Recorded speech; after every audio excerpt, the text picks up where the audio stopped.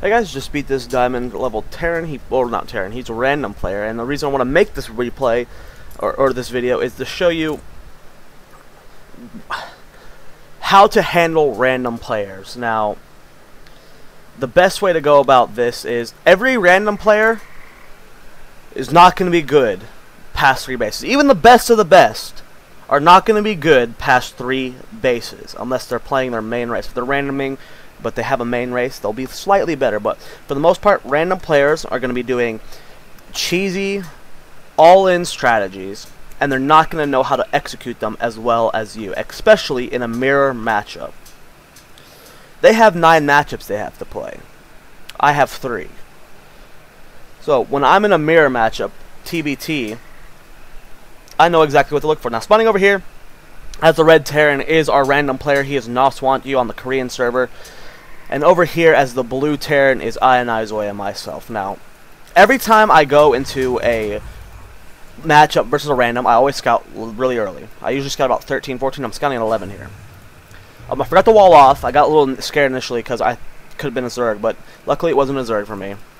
Now, the best part about random players, like I said, is they will always cheese you. They will never go for a macro style game. They will never ever do it because they'll go these builds that they've seen pro Terrans go that just destroy. They'll go these builds that they see pro Protoss players go that destroy. Same with Zerg.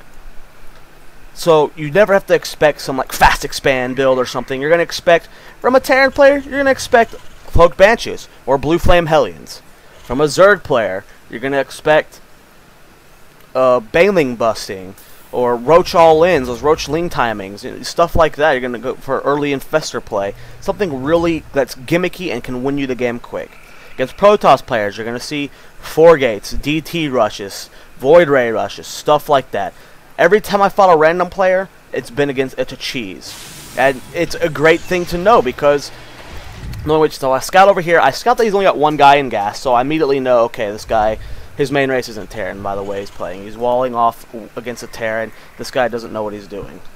So I'm going back home. Now, I have been opening mech. I've swapped my play to mech TBT. It used to not be mech. It used to be Marine, Tank, Viking. I go mech every TBT now. And for obvious reasons. You saw how well mech went at MLG. But I go tech mech every TBT. Now, keeping my eye on him, I have to scan, figure out what he's doing, because I have to know what to expect. I need to know what to open for. So I'm just going to go ×2 real quick. And it just shows you how I prepare myself. So I'm keeping my buildings close to my command center, because if there's Cloaked Banshees, you have to be ready for that against Terran, especially the cheesing ones. They almost always go Cloaked Banshees in TBT. So I keep my buildings close to my command center, so when I bit that engineering bay, I only have to put 1 or 2 turrets down to have full vision of the map.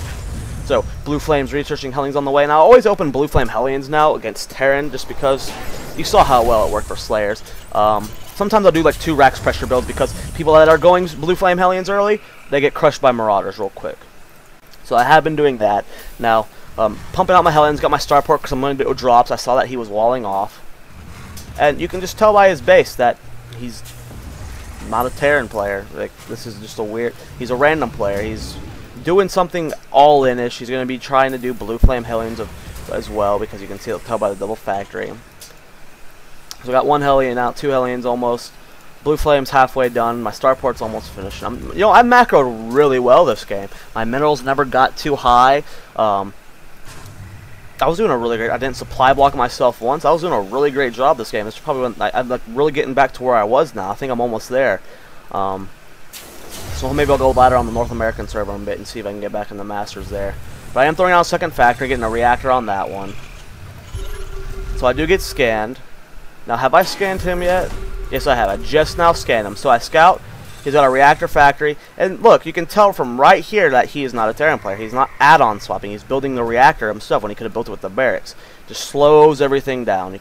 The random players, that's all in how to cheese. So I already got my medevac loaded with 3 Hellions. Blue Flame's already finished, and I scouted. So what do? He's going to be... He has to do damage with this. If he doesn't do damage, I'm going to win the macro. Sometimes they can not do damage, and they'll be able to hold you off, and you'll be into a macro game. But if he does not do damage with his Blue Flame Hellion push, I mean, that's obviously what he's doing, I'm going to win the game. So what do? Siege tanks. Siege tanks are pretty damn good against blue flame hellions, in case you guys didn't notice. So I'm going to keep pumping out siege tanks. I'm going to keep pumping out these blue flame hellions. He's got no starport when I scanned. So he had no starport when I scanned. So don't really need to be pumping out Vikings. I got the engineering raid I always get it preemptively, just in case, because of the turrets and the planetary fortress you might need later. Now, he has a hidden proxy starport, because you never know on the Korean server, guys. You never know. So here comes a pretty scary push. He's got hellions coming. He's got some marines. I have siege tanks though, and here comes my drop. He just moved out with his base, so this drop couldn't have been perfectly timed. He's not prepared for this at all because he's a random player. He just cheeses every game. Here comes my drop. And this is going to do a good amount of damage here. Oops, forgot to turn off my phone. And, well, now he realizes, okay, I have nothing in my base. Now, I saw the army building. I really didn't want to deal with Thors, so I went and sniped that guy. Probably could have sniped the guy on this, but watch what he does with the starport. He's not going to push me yet, but watch what he does with the starport.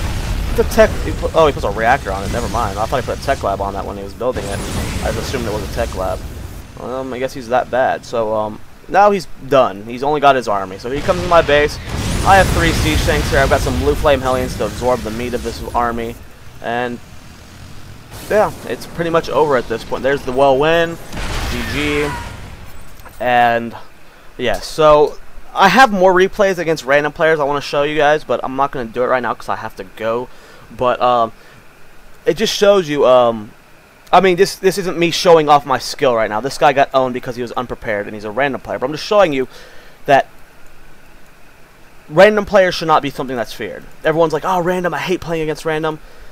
Always expect to cheese and play defensively. How I had my siege tanks in my base instead of up here, defending this mineral line, because I killed this entire mineral line. I mean, especially in mirror random matches.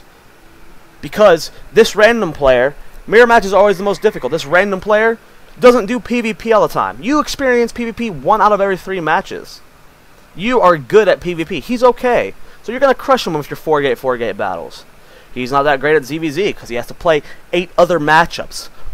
So whenever you get these random players, they have 9 matchups they have to master. They're not going to be good late game. So if you play defensively against them, do a little drop here and there. You don't overextend yourself. You can crush any random player you face. And this is like one of the most asked questions I get from my people I coach and from comments and stuff. Like, random players, you know, how do I, like, they'll always blindside me and stuff. Just play defensively because they're not, the longer the game goes out, the worse off they're going to be because you're used to doing TVT 3 hours long. He's not. He's, you know, he's the cheeser. He always wins or loses really quick. So this is just a little tip for my people that need help with randoms. And I'm sorry that wasn't that great of a game. Like I said, I just did 1 drop and won the game because I had siege tanks in my base. So it wasn't really showing off that much skill, but it shows you how to handle these random players. And this guy was the high diamond, and he knows what he's doing. He's on the Korean server. You know, he's not bad. He's a Master League player on the North American and European server because he's a high diamond on Korea. So it's just, he uses his random to blindside you, and worked out, you know, works out for him sometimes, but not get someone who knows how to handle the random player. So make sure you guys subscribe, follow me on Twitter, twitter.com/Starcraftsquad, and yeah, I'll see you guys in the next video.